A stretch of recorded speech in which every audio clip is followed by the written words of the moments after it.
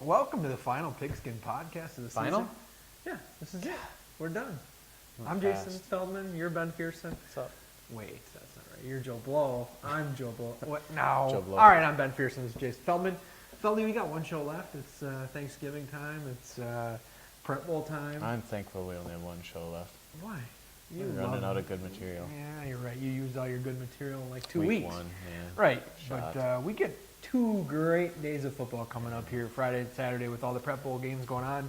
There's some big college games going on. It's There's a great weekend of football, It actually. is. It is. You get to watch. Well, it's a weekend full of football. There's We a lot of start football, Thursday we'll with the say that. Vikings, then great football after that. Right. I don't know what you're talking about. The Vikings are going to the Super Going to Bowl the Super now Bowl. after the big We're win back, baby. last weekend. Gophers are clearly going to play for They're the national back. championship Yep, too. absolutely.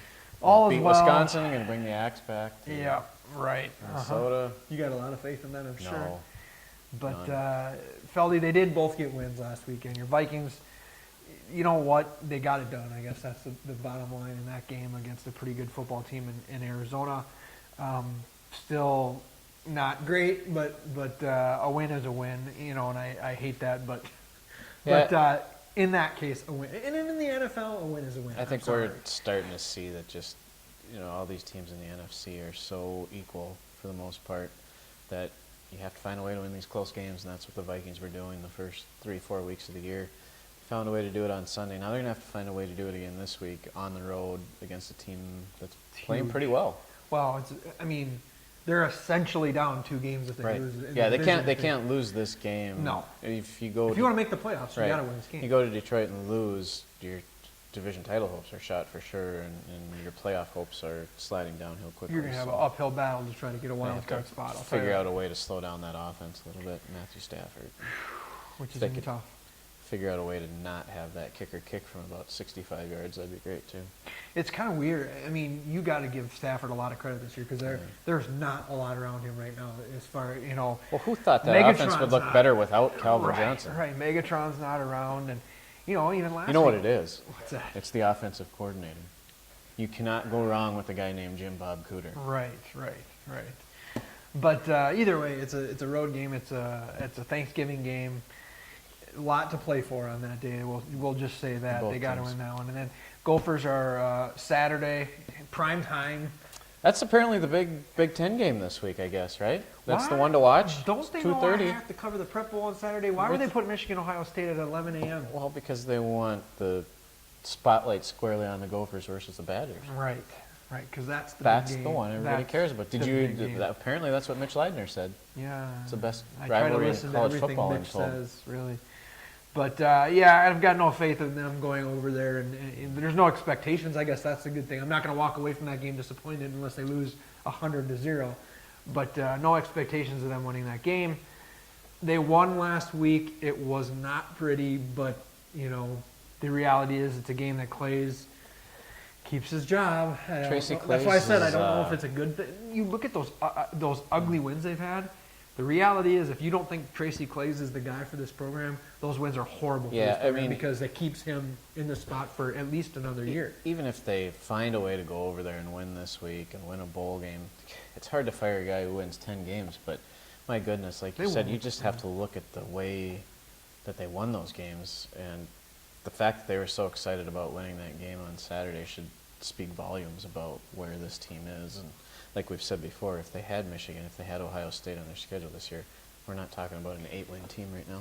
I tell you what, if Texas lets go of Mr. Strong this season, then the Gophers should go. Let's bring him in. I'm in on that because I believe in what he's doing down Should there. we start up a GoFundMe or something to bring Strong up here? We'll just have to wait and see what happens, and if they keep this game competitive, and I don't even care about competitive. I just want to see them play well. Yeah, it's not anymore about the wins and the losses with this team. They have 8 wins. They're going to a bowl game. It's about let's see them play well, play consistently, and let's see the coaching staff make good decisions.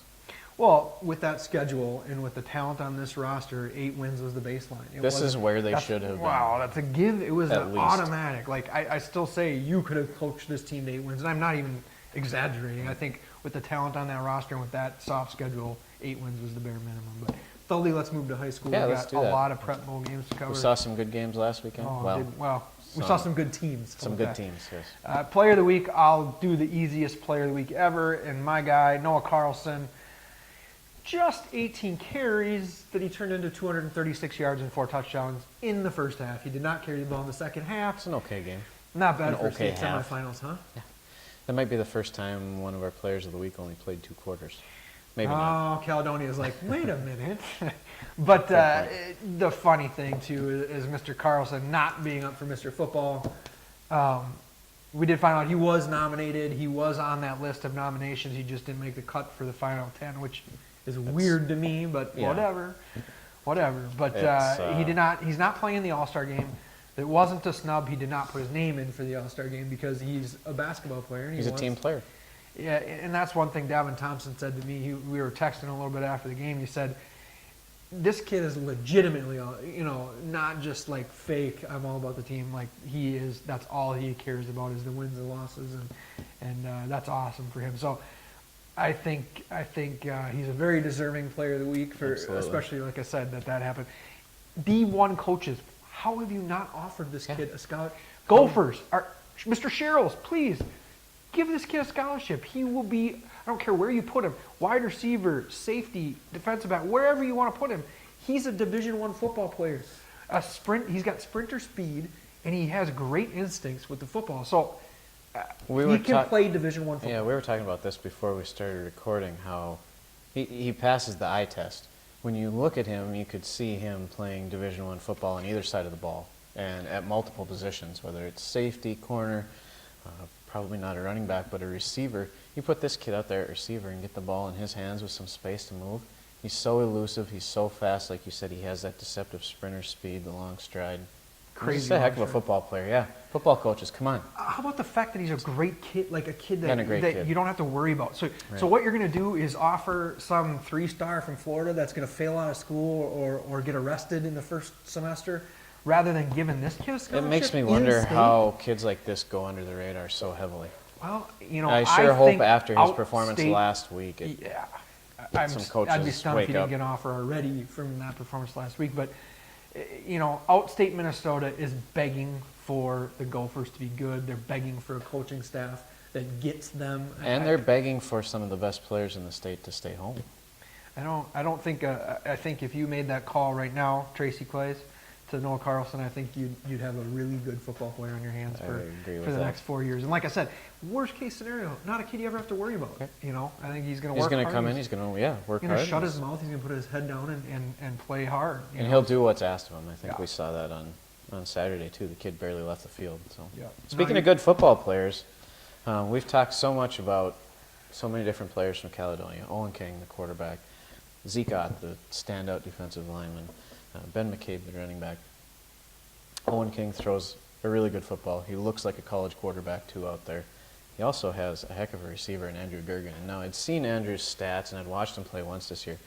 But getting a chance to watch him play from the press box at US Bank Stadium, this kid runs amazing routes. The cuts that he makes are crisp, they're sharp. He has about, 75 catches, I think, this year, a little over 1,100 yards. He had 7 for 109 and 3 touchdowns last week when they beat Barnesville on Friday in the state semifinals. Number 2 ranked team in the state. Right, yeah, I mean, Caledonia got down 13-7 at one point early in the second quarter. And you were worried. No, I don't think I was worried. I don't think Caledonia was worried either. They just got ticked off at that point and turned a 13-7 deficit into a 41-13 halftime lead in a matter of minutes. So, Andrew Gergen, my player of the week. Yeah, I mean, that's a good family of athletes that work really hard at everything they do. Yeah. So, and I don't think any of those Gorgon kids were just these naturally amazing athletes. I think they just worked their bag off. Well, that's the way it is in Caledonia. I mean, we say it a lot, but there's a reason that team is so successful. That program is so successful. They're robots. Those kids do everything the right way, and it starts with the coaching staff on down. And I guarantee you could probably go down to Caledonia and find the 7, 8, 9-year-old kids starting to develop some of the habits that the high school players have. And probably bench pressing more than you already. Most likely. I would not be surprised at all. Let's get to our picks, Feldy. Feldy, you tied it up. You've got to be excited going back in the game, baby. Final week of the season, because you know that I can't come back next week and talk smack. So you've got to be happy that we're tied up. And The good thing is I can just pick all 7 different than you Okay. here, and you can't talk smack. Yes, why don't you do that? I'll do that. So let's start off with 9-man right away. 'Kay. What I love about, so we have 4 teams in the prep bowl from Yep. our area, and those four teams, the teams that they're playing have a combined 1 loss. Granted, so do our teams. Right. So It's prep bowl should be some could good football all right games. We'll football, see. I would say. So 9-man, Grand Meadow gets Cleveland, the matchup we've talked about quite a bit This all one's year long. going to be really interesting. I think it is We've too. seen the last 2 weeks Grand Meadow face teams that are predicated on running the ball and running the ball and running the ball. Last week they held Woburn, the number 3 ranked team in the state, to 93 total yards of offense. I mean, that's an unreal defensive performance for a 9-man football team. Grand Meadow hasn't allowed a point yet in the state playoffs, but they get a team this week that is all about throwing the football. Cleveland and their quarterback, Carter Copeland. Record-setting quarterback, yeah. 51 touchdowns this season, 128 This for his career. He's only a junior, by the way. What? So Grand Meadow's going to have their hands full. But from talking to Coach Gary Sloan down in Grand Meadow, he's pointed out that the district down there has gone a lot more this way in recent years to those spread-type formations, even in 9-man football. So it's not something that's going to be new to Grand Meadow. I don't know how you can pick against this team right now, the way that they're playing on both sides of the ball. They just kind of picked apart Woburn last week and shut them out. So I'm taking Grand Meadow. They're going to win again, win number 50 in a row. State championship number 4 in a row. I don't think they get a shutout this week, but I think they win fairly handily, 35-20. I cannot pick Cleveland. It's a dirty suburb of St. Peter. I refuse to pick Cleveland. I refuse to support the Clippers, and that's an old thing for me. But I think it's going to be an interesting challenge. And like you said, I think this will easily be the best passing team that Grand Meadow has seen this year. But I think Brent Olson comes up with a huge defensive game. I think he comes up with a couple of picks, and that's going to carry this team to victory. I think Grand Meadow wants us to be a little more low scoring than normal. I think so. You know, I think if that can happen, then it definitely benefits them. But I'm still going to go Grand Meadow 32-21. Well, they certainly have the running game to chew the clock if they need to. Correct. So I'm going to go Grand Meadow 32-21. Brent Olson, 2 interceptions. I'm calling them. Nice. Brent, don't let me down.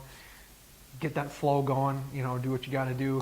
I want you to cut that before wrestling. How many sacks does that defensive line come up? I don't know. That's an impressive Yeah, group. exactly. If they're a team that's going to drop back and pass that much, they're going to be all over that quarterback. With Elke and Benson Yeah, and Benson's Connor a King. beast. Wow, Benson had Benson's a a beast. whale of a game last week against Definitely. Woburn too. You can tell he's getting back healthy. He was injured last year. That's a fun group to watch. Well, you look at all these kids you just mentioned are all wrestlers too, which I love, obviously. But tough guys. That's huge. I mean, it translates for football. So, Rushford Peterson, Minneapolis North, a Class A title game. This is going to be another really fun one.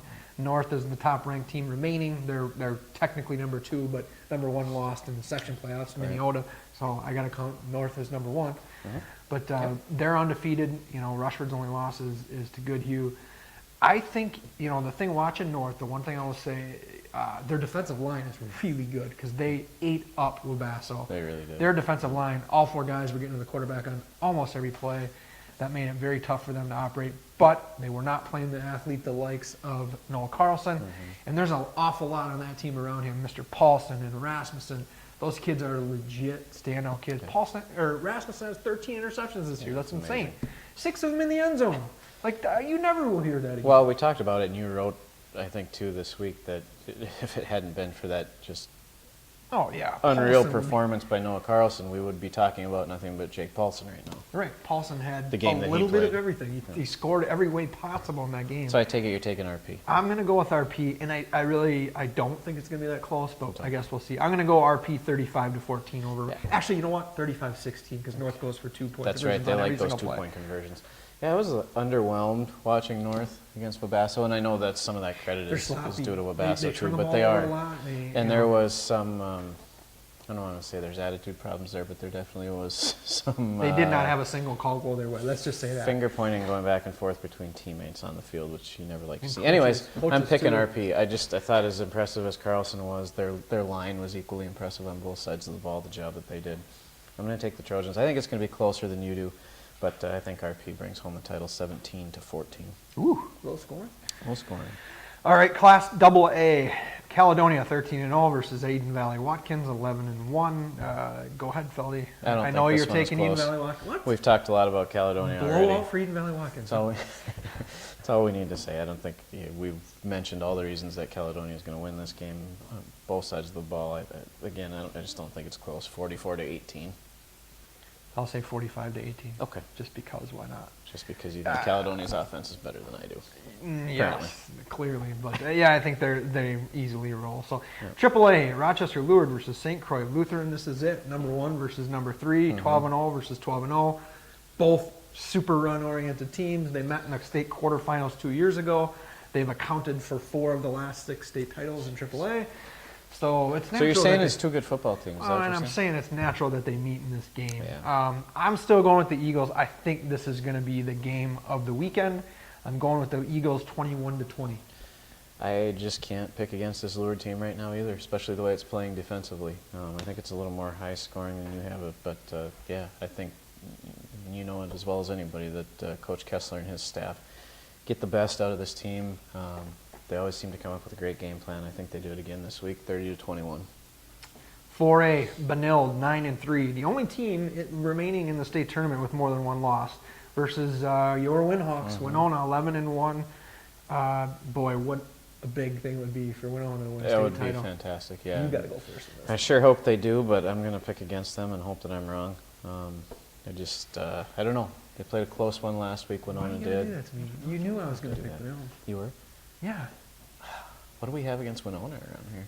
I don't know what you have against Winona. Nothing. I hope the Winhawks bring home a state title. Like you said, what a great thing that would be for that program. Not only for the kids playing on this year's team, but for the young kids over there who have not watched a lot of Winhawks teams have success. So I'm going to pick Benilde to win a close game, but we'll keep the heart with Winona in this one. I'll say 28-24 Benilde.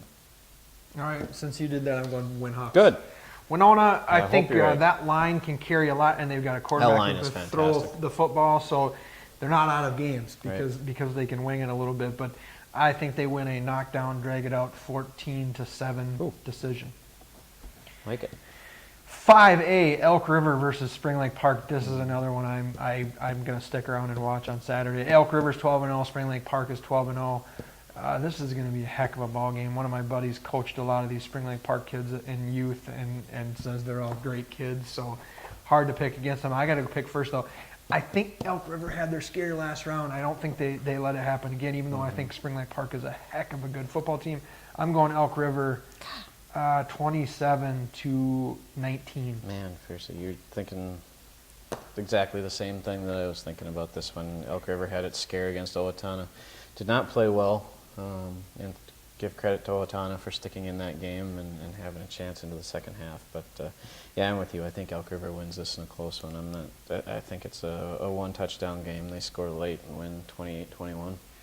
Totino Grace, Eden Prairie, 6A. I don't know why that one's on Friday night instead of Saturday. But yeah, that should be the main event, right? But whatever. Totino Grace, 12-0. Eden Prairie, 11-1. It's hard to... I got to pick that one? No, you got to pick that one first. Right? Hard to pick against that unbeaten Totino team, but Eden Prairie's only loss this year happened to be in the season opener to Totino Grace, 17-14.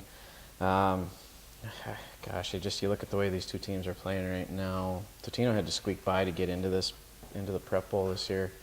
I just like the way Eden Prairie's playing on both sides. I think they win, and I think they actually win by a couple of scores. I'm going to take Eden Prairie to win 28-18. I think you're crazy that it's going to be more than one score. That 6A tournament is, everybody's the same. I mean, they're all so close. But I am with you. I think that Eden Prairie has progressed enough from that first game of the year that they look like an unstoppable force here.